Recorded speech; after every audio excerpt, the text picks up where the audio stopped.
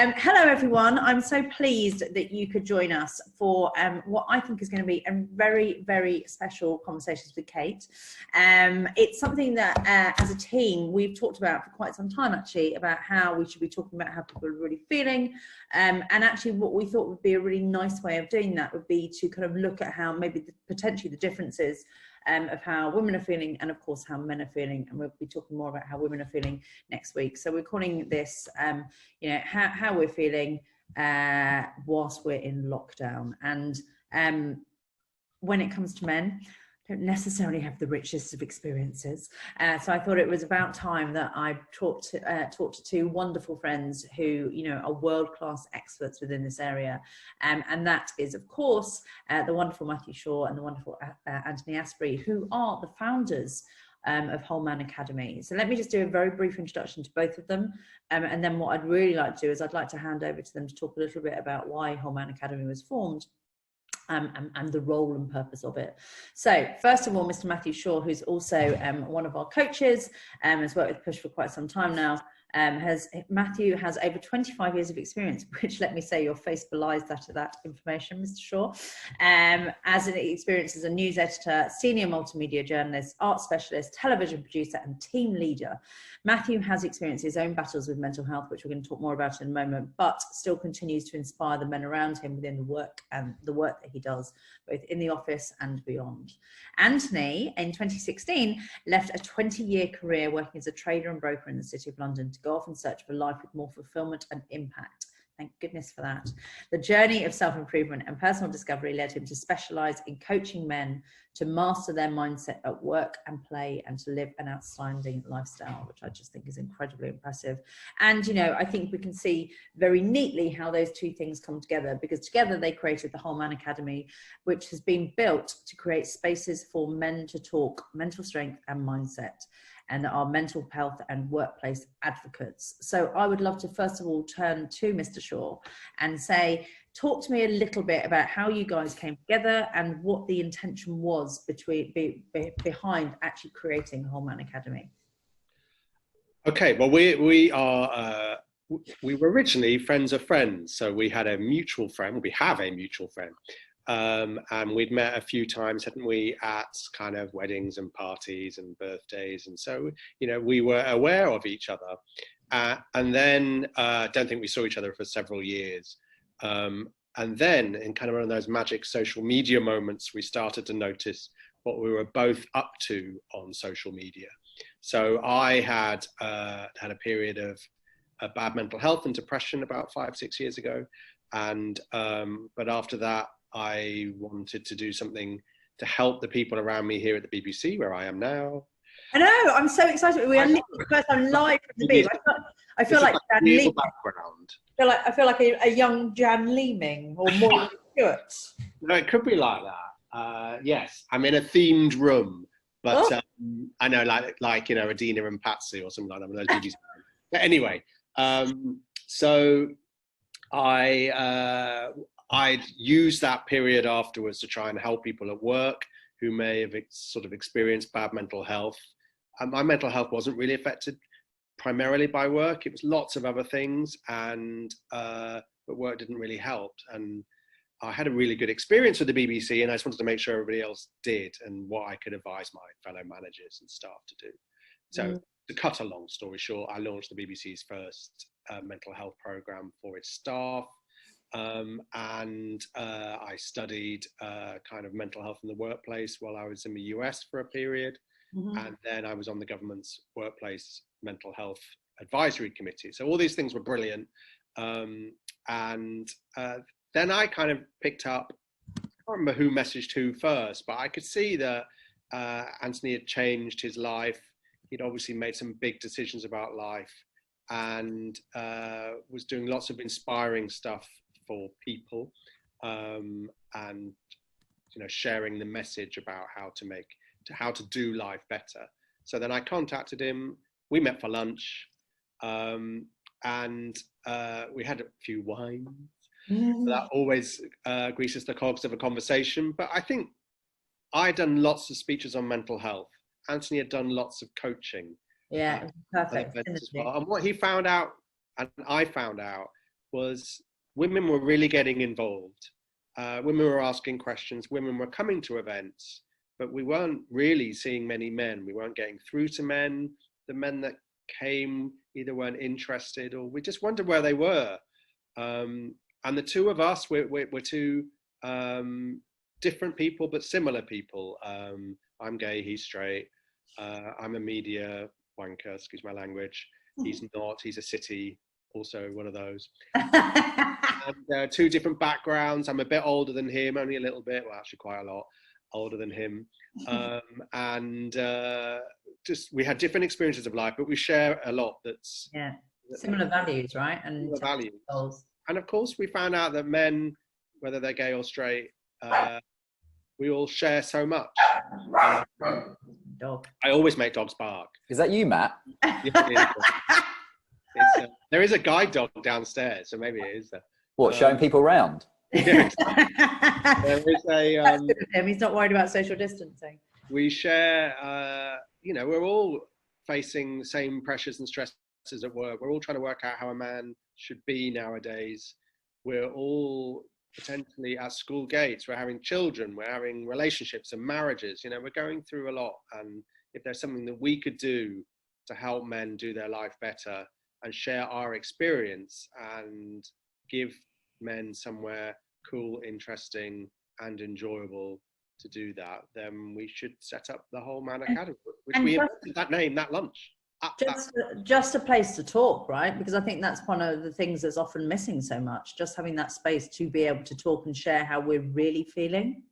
I agree. And men just need permission is what we found out. I mean, Anthony might talk more about this, but it feels, our first event, you know, we were terrified that no one would talk, no one would do anything, say anything. You don't have to open up. You don't have to throw yourself, your heart and mind open completely. But actually what we found out was very quickly, if a man's told, yeah, come on, we want to hear, we want to talk, we want to address some of these issues, they'll do it. They'll talk. They want to. You might not be crying out to talk, but it's great to do so. This is really interesting, and I suppose that's one of the reasons why I was super keen to have this today, this conversation today, because I suppose the point is, there's two sides to this, right? On one side, we can say, are there issues that are more experienced or felt by men, or is it actually that we all feel exactly the same, but men and women alike, but maybe women have more of a space to talk about this stuff?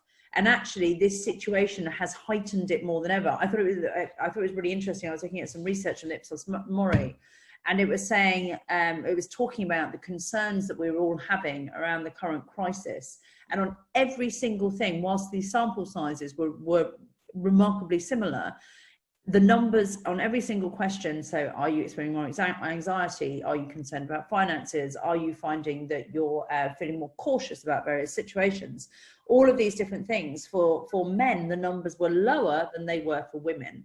So I suppose my question is that do we feel similar things, but women have more of an openness around it? I always get conscious about generalizing, but every time I've said the first thing I'm going to say, women do agree with me, and I know there are exceptions, but women are better at creating conversations and groups of support around them, whether it's their friends or their family. Women just seem to be better at being open with their friends and other women slightly more easily, and they have that support. But on the other hand, I've always thought that you know, men have been in the world of work, confidently in the world of work since the beginning of time. And, you know, women have fought hard and brilliantly to get out of their family homes and forge a career and find value and esteem in something that's not just being a mother or a daughter or a woman, but just as a human being in society. It's not something that men have had to deal with in the same extent. And now we're being, and I live alone, so I'm not the best person, so Anthony will talk about this more. Now we are at home, and men are not only away from their social groupings, but they're finding themselves in a world that women were in maybe 40, 50 years ago, where they're having to spend more time with their family and feeling, I would imagine, slightly guilty that they might not be enjoying it. But let's all be open about it. It's not fun. We are wonderful human beings in a great society, and we are lucky enough to go out to work, to forge friendships, do something that's different, to something that's very, very valuable, which is bringing up a family. I think Matt has just hit on a point there of, you know, if we're talking about specifically the current issue of a lot of people having to deal with their life being flipped upside down by this, it's obviously learning to adapt, which we've all had to, either just at home or, you know, not going out to work. But I think for a lot of, not just people, but if we're just talking about guys at the moment, from what we've seen from the chaps at the Whole Man Academy, or just purely from friends that I've spoken to, is that, you know, for a guy, your whole routine has changed. Yeah. If you're working, as Matt said, Matt lives alone, so he can get up in the morning, get on with his work if he wants to. Whereas someone like myself who's got kids and a partner, the kids aren't going to nursery anymore, so the partner's not getting any space to do the normal things that they would do in the time the kids aren't there. So you're trying to pick up a bit of the slack and do your job and work in an environment where you're not used to working. So a lot of people on the podcast, they haven't got a dedicated office, workspace, or a room to have quiet, because not everybody's got a house that big. And do you know what? I mean, this is perfect. Aaron has just actually asked, I feel guilty that I feel guilty that I have to focus on work and not enjoy the moment that I have in front of me, which is enjoying time with my 3-year-old daughter. And I'd really like us to kind of go into that little bit. And I know, Anthony, especially, you know, we talked a little bit about possible solutions. So I'd really like us to go into that later on. But, you know, I think that this is really interesting, and the points that you both just made there, you know, the evolution of roles in particular, obviously, and having to adapt to changes that we all have over the last few weeks, but also the impact that this has on our identity. You know, how, you know, all of these, and I relate to this, certainly, you know, this very carefully structured framework that I'd created for myself of who I am, born out of behaviors and things that I'm doing, you know, that's completely gone, you know. And for guys, you know, making a wild sweeping generalization here, be that going into the office or not having your sports team, right? You know, all these things have an impact.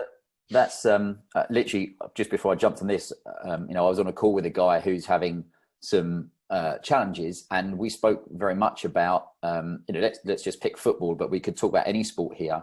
A lot of guys either play sport at the weekends or watch sport, you know, and either that be on TV or going. And a lot of that is about guys getting together and letting off a bit of steam, having a beer and, you know, shouting and whatever they're doing, and using up some kind of energy. And that's all been taken away from us at the moment. And you can't replicate that going out for a jog or whatever you're doing. It's the camaraderie and it's the banter that you have when you're with this group of guys that has been taken away for a while. And of course, it's not even the physical. It's, again, you can't even watch it on telly unless you're watching reruns. Yeah. And for a lot of people, I think, you know, it's difficult having to readjust to that at the moment. That at the weekends you've got your sport things, and again, it could be any interest, but it's whatever it is for you that's not there at the moment. That, as you say, your identity is part of.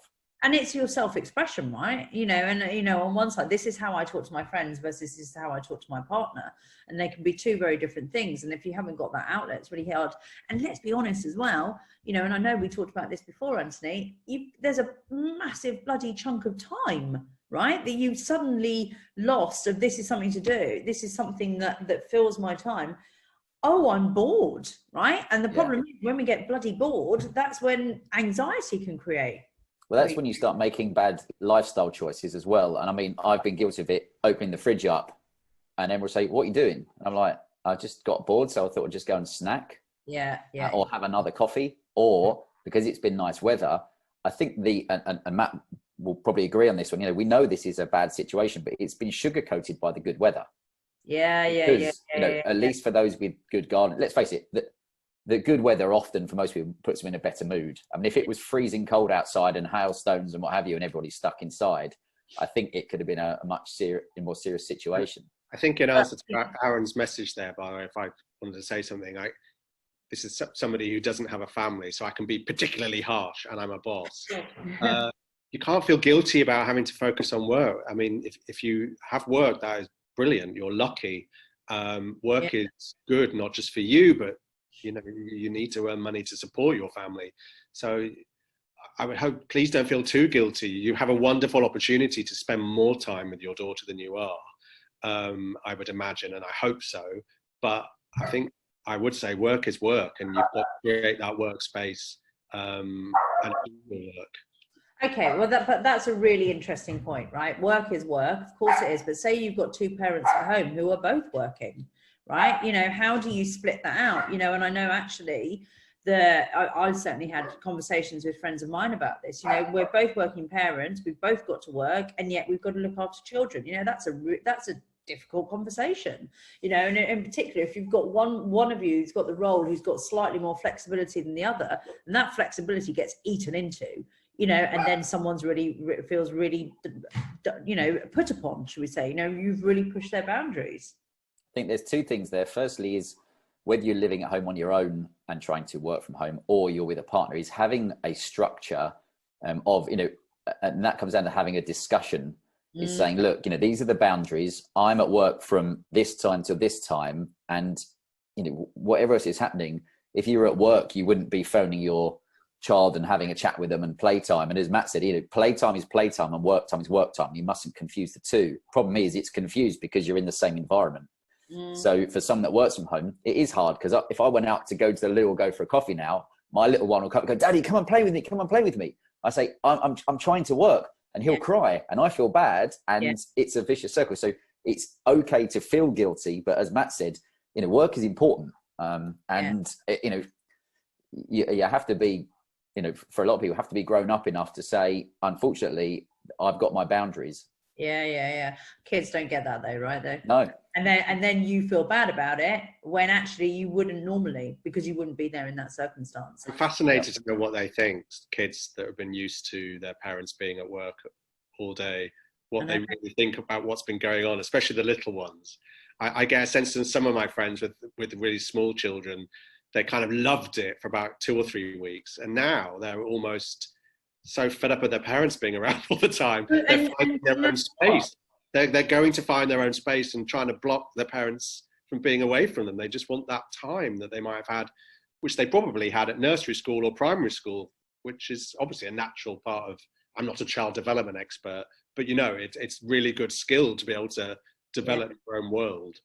Well, they friends of mine who have got a young kid, Freddie, he's 3, and exactly as you said, at first it was wonderful, he absolutely loved it, had all of the attention, and now he's like, I'm bored. They can tell he's his dad said he's even bored of me, you know, because they're used to having lots and lots of different interactions and lots of different stimulus, and it's not there. I don't think any of us, as we said, none of us are child psychologists and not pretending to be, but I can only tell you what I see is that our little boy, who's not quite 3, is now saying, why aren't I seeing my, let's say, granddad? Is it because he doesn't like me? And you're right. In the first 2 or 3 weeks, it was like, hey, it's a holiday for him. He doesn't get it, but he's not going to nursery. He hasn't seen any friends for 6 weeks, and he's saying to us, he with his little friends, why doesn't she want to come around the house? Like what, you know? And he's questioning. I didn't think it would come to that, but it has.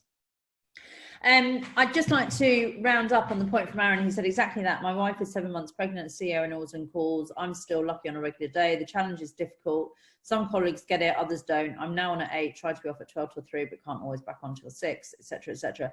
Do you know what? And it is hard. And I suppose, you know, and Anthony, you're probably better to answer this than most.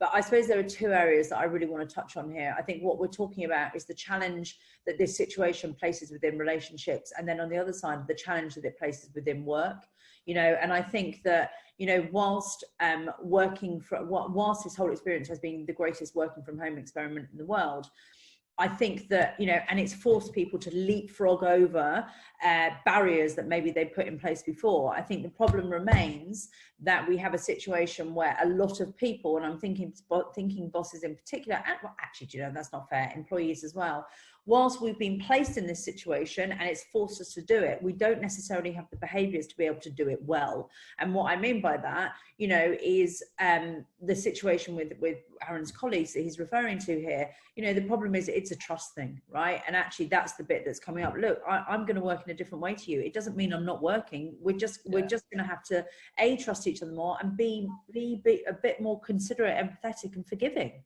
right? I think I mean, you know, forgiving and understanding, I think maybe we could group those words as something that's so important for employers as well as employees, understanding from both sides. If I'm a boss and back when I'm working in the city, let's say, and I've got these guys, you know, working, let's call it underneath me in the hierarchical pyramid, but I'm under pressure to get them to do their job, because otherwise I'm going to get it. And then the guys on the underside of that are like, well, look, I'm trying to deal with babies or pregnant partners who I know myself, hormones can be challenging at the best of times when they're all over the place, and maybe sleepless nights. I mean, for those that never have kids, you'll never understand what it's like to go not just days, but weeks and months without proper sleep. And the accumulative effects of that on your health, as well as, I mean, we say physical health, mental health. And then, you know, that there's so many, it's a bit like we Cate say, slices of man pie here, segments of a man that are being tested and challenged and broken down at the moment because of your personal situation. I mean, Aaron, this is no help to you, but my boss and me as a boss, and certainly my boss, we've done this, I think, I hope, and the staff are saying really well here at the BBC, especially we have a mixture of people that are coming in quite, you know, about a third of us are still coming in some days. And all I can say to you is, and I wish I could speak to your colleagues and your bosses, you know, we are all in this together, and I don't want to sound like the government, and I don't want, but, you know, each one of us at work, we also have a responsibility, not just to our colleagues as workers and fellow workers, we have a responsibility to them as fathers and sons and family people. And if the only way we're going to get through this as a society is if we put our hands out and support people. So I agree. And do you know what? I've been saying with the BBC all along, some days it's going to be bloody difficult. I can't work. I've got my children. They're not at school. I mean, there's nothing more obvious than that to point out. Things are so different. My children are here, and I cannot get a carer in because we can't get carers in. That's what's different. And I think it's approaching things not only with kindness, but really specifically. I wholly believe, and this for me really turns things around, you know, I wholly believe there is something in just every single time something happens, rather than thinking the worst, just putting in your head, this person is not trying to cause harm. It is not coming from a bad place, right? It is coming from a place of, you know, the impact upon them, the fear that they're experiencing, challenging their experience. They are not trying to cause harm. Exactly. This is our war duty. I mean, our duty is to support, and we are doing this so brilliant. We need to support each other. And that's why I don't want men to feel alone in this. It's our duty to get through this, as you know, this has brought us together in a way we've never been brought together before. We need to support each other. I agree. I'd like to go on to another element that we did talk about earlier, and I'd really like us to kind of dig into it a little bit more, because I think it's a really big thing, actually. So a friend of mine, Rob, asked the question, how emotionally open can men be before they are called weak? Not something that's ever said about women. Might explain why so many men don't share how they're feeling. And I think that, you know, this is a really, really awesome area to go into, because I suppose that my question here is, you know, are people kind of lying not only about how they're feeling, but potentially lying to themselves about how they're feeling for fear of perception of how it will be taken? I think it depends on the environment as well. I mean, again, it's always hard to generalize because it depends on the person themselves. Some of us are more emotional than others. And immediately when I read that, I was like, that to me says more about the person who said that they were weak versus than the person that was saying that they felt weak, right? Yeah, I mean, Matt, I'm sure Matt will obviously come in on this as well. But for me, you know, it all comes down to the situation you're in and also your environment. I mean, if, you know, we're very much about saying, we think, or I think that you're mentally stronger if you're more vulnerable. But that doesn't mean that in a workplace you go in every day and have to tell everybody if you're feeling sad or what have you. Because unfortunately, the fact is that, you know, 80% of people don't care about your problems and 20% of them are glad you've got them. So, you know, that is brilliant. If you go into the city, if I take my time back there and there's 300 guys on a broking floor and they're like, morning, how you doing? And I'm like, yeah, I'm feeling really sad or what have you. A lot of them will just be like, I don't care. Shut up and get on with your work. So it's about picking your moments. Whereas I know that now I would have friends who, I mean, I love Matt, and I mean, I really love Matthew. The sad thing is he didn't come into my life earlier than he did. But we have many years of good fun ahead of us and doing good in the world, I hope. But I know with Matt, I can message him and he can message me at any point and even just let us bleat on about something for a while, because you just need to get it off your chest and then just go, okay, mate, let's have a chat if you need it. But, you know, it's picking your moments, because some people some people don't know, some people don't care about it. And also some people don't know how to react. And that's it, isn't it? I had a colleague in the city who had a breakdown, and I have to admit, I didn't have a clue what, I probably reacted really badly like the rest of them. He didn't help himself that I didn't particularly like him. But none of us had any idea of what to do. So we all reacted in a fairly uncaring way.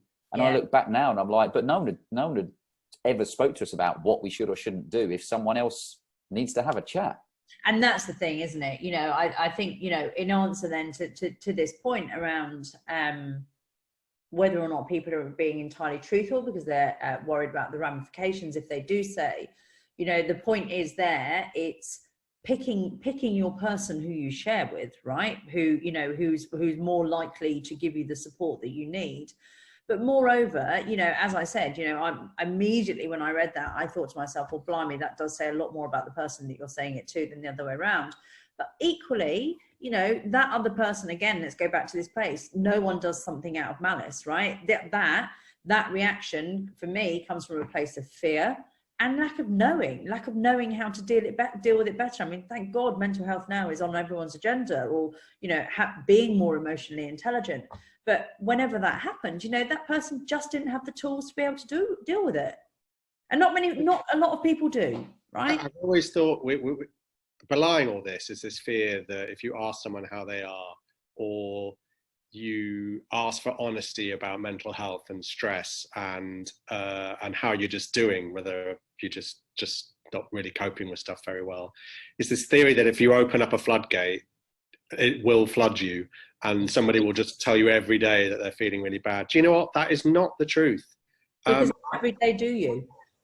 They may, if they do, they may do it once, but if you're in a very open world and society, then you can talk quite clearly about some of these issues in a really simple, friendly, cooperative way. Just asking someone, are you okay?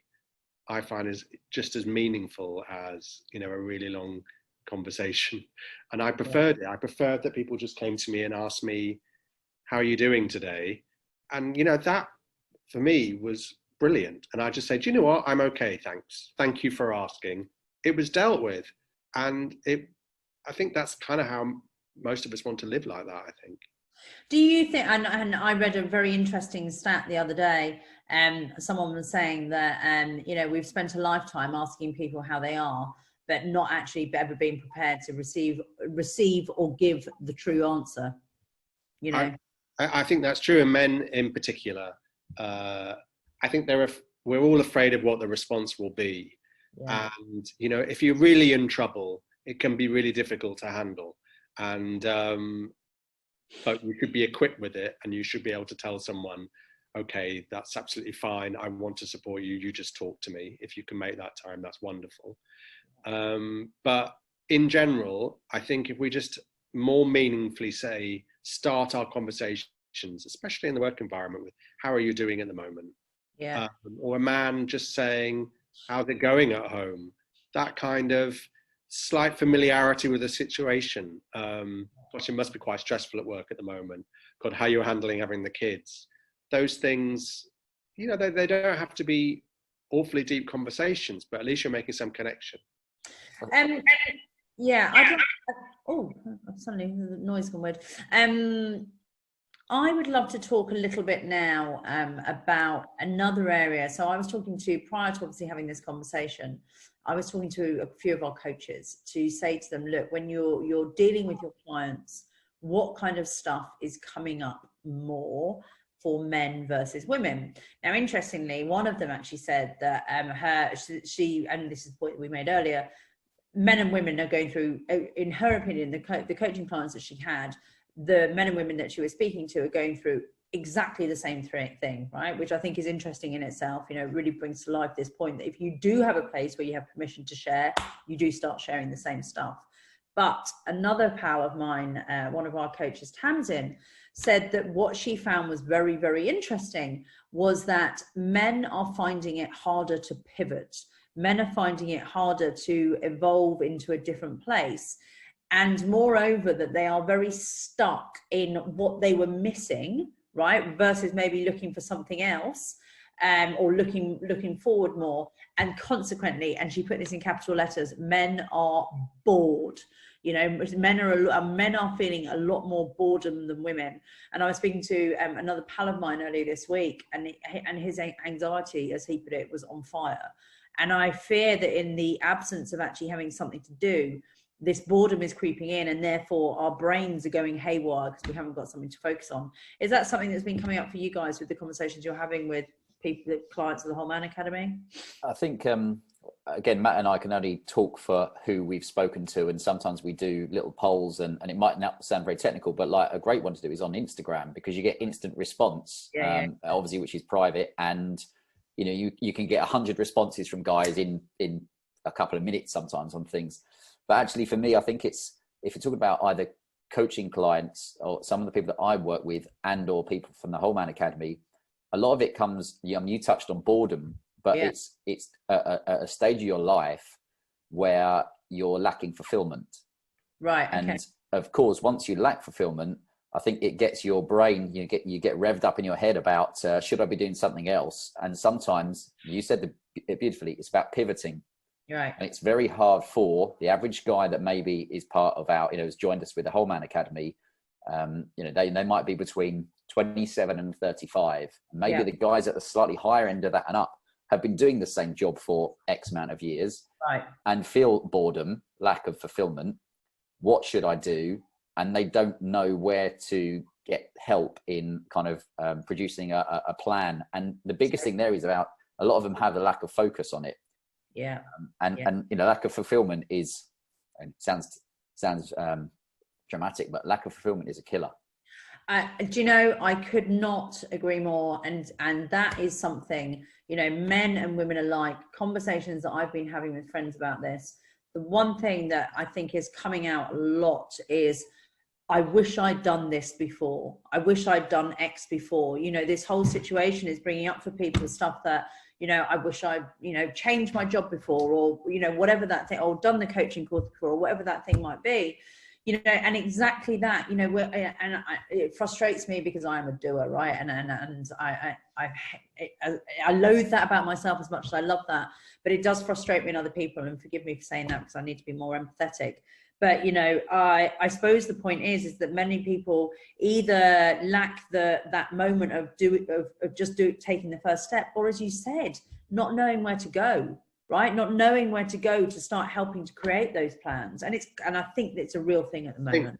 It's just really important. I wonder if a sense of boredom comes from potentially a sense of aiming too high and where you think you should be right now, or how you should be feeling right now. And I think, I say again, as a person that gets to come into work, so I'm very, very lucky in that front. But I think we've just got to bring our expectations right down, and don't worry that you're not baking cakes, doing exercise classes, and learning language, making exercise videos, doing wonderful things with your children in the back garden. Do you know what? Most people are just managing to get through one day at a time. And that's it. That's really, that's what we're being asked to do, is to get through one day at a time. Currently, and that might change soon, we're being asked to look after and educate our children, stay at home, go out for exercise for 1 hour a day, and limit your shopping to once a week. That's all we're being asked to do. And just to think back, especially as we kind of think about the end of the Second World War in the next few days, and kind of what that generation went through, they were asked to do an awful lot more in 1939 and 1945 than we're being asked to do. And just lower your expectations.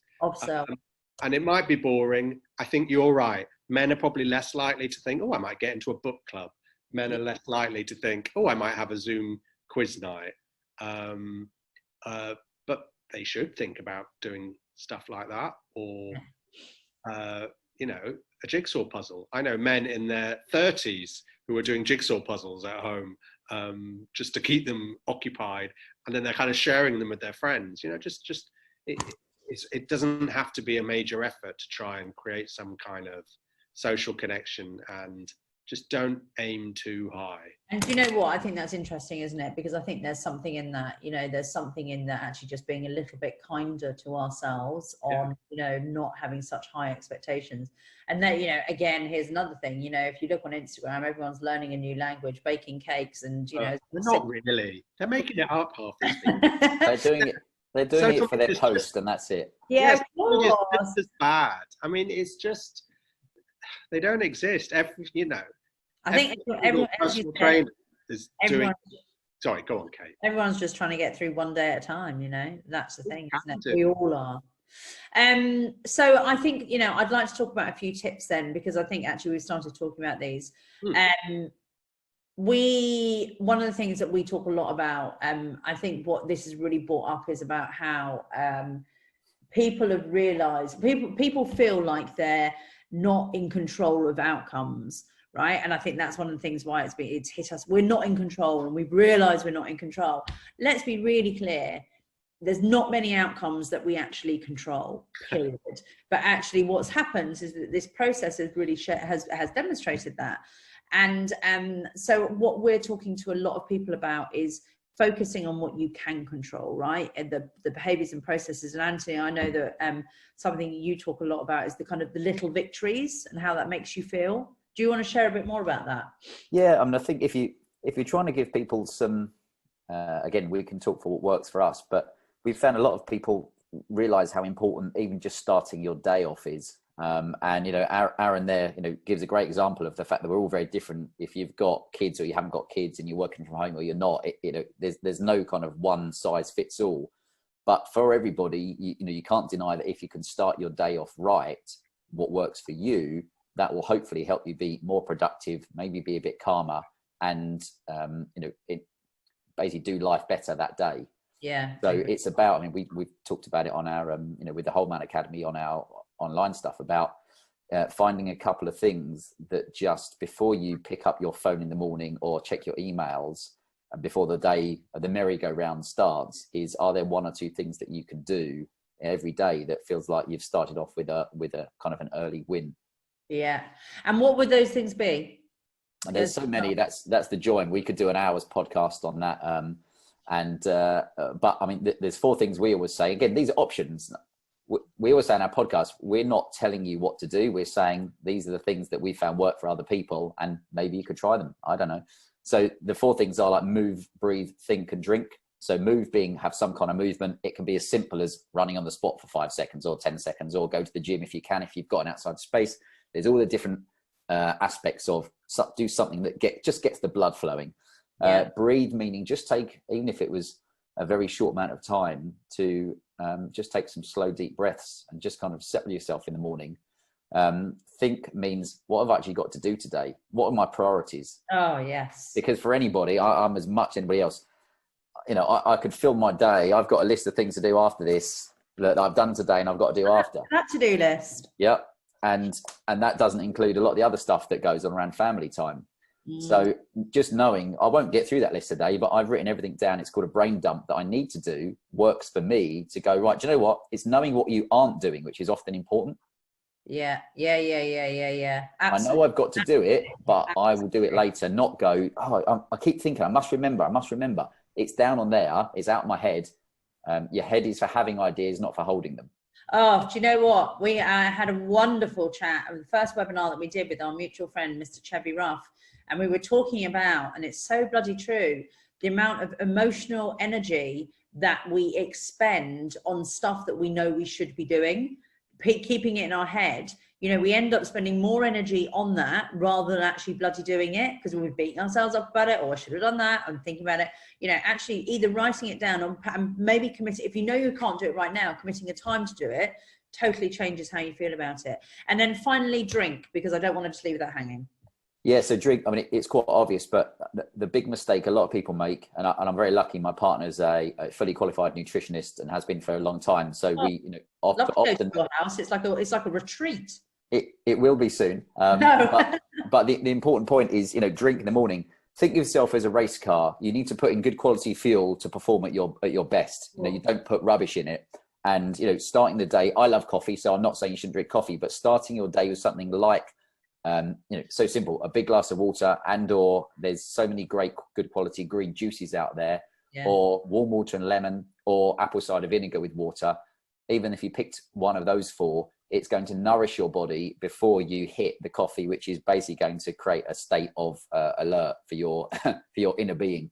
Of course. I think applying all this, it's like our world has shrunk, isn't it? And I think, and so we've just got to deal with the world that we're in currently, which is much, much smaller. Yeah. And just on your point about writing stuff down, first thing I did when lockdown happened was make an agreement with myself that I would have a pad by my bed, a pad by the fridge and the cooker, and a pad on my work area with pens at each pad. Simple as that. Yeah. So anytime if I'm in my workspace, and this is important, I've created spaces. I have my cooking space, my sleep space, and my workspace. I have a small London 2-bedroom flat, and just to know where those things are, and then I just write them down. And then they're out of your head. And then when you're in the workspace, you do the work things. When I'm in the kitchen, I go, oh, of course, I've got to take the rolls out the freezer. Things like that. That was a major thing this morning, taking the rolls out of the freezer. Job done, crossed off, rolled out of the freezer. And then the bedroom, which I've... Down in there, Matthew. Where the magic happens. No, the bedroom is completely and utterly a work and a cooking free zone. That's silly. I'm not eating or drinking or like that. That is my sleep area. It's my retreat.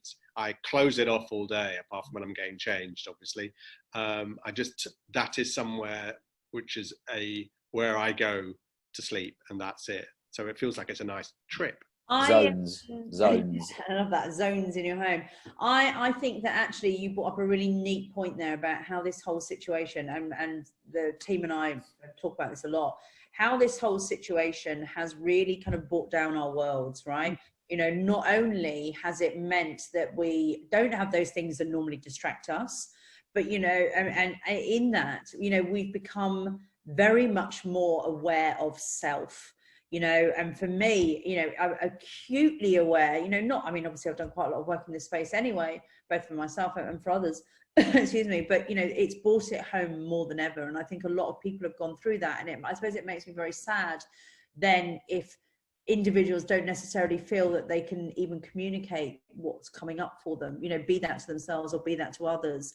I hope, and I talked about this with some other clients recently, I really hope that people use this time for a bit of a self-audit and then a bit of self-development, as hard as it might be, I really do. I think it's given us a wonderful opportunity. It's then, rather than maybe looking for something else to distract them, if we can sit in that, even though it's a little bit uncomfortable, it can be a really wonderful opportunity as well. Particularly for men, I think the message is, I know we're being very positive and we're giving solutions.